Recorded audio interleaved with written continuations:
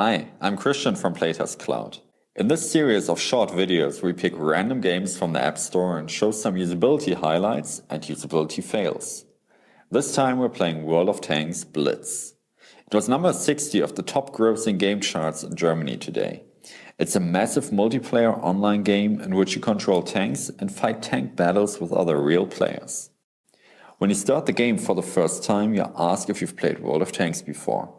The PC and console versions have over 80 million players, so this question makes a lot of sense.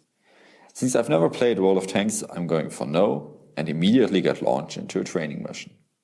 As Marvin pointed out in the last video, to hook players on the game, it's extremely important to let them play within the first seconds of starting the game.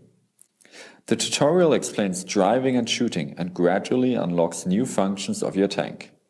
This is a good pattern for complex games, because players could get overwhelmed and make mistakes during the tutorial stage if they have lots of choices that they don't understand yet.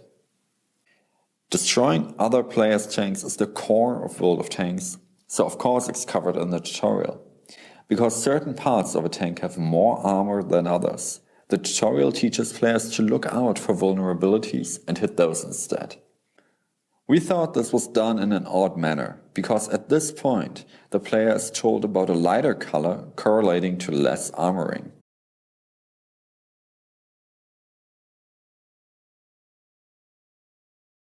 However, even after closely aiming at a seemingly non-armored spot, the shot fails.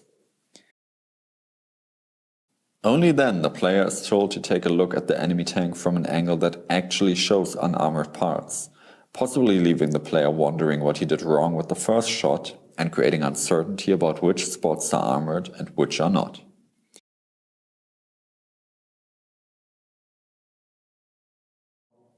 Something that stood out to us was how World of Tanks gives away a 24-hour premium account after a few missions.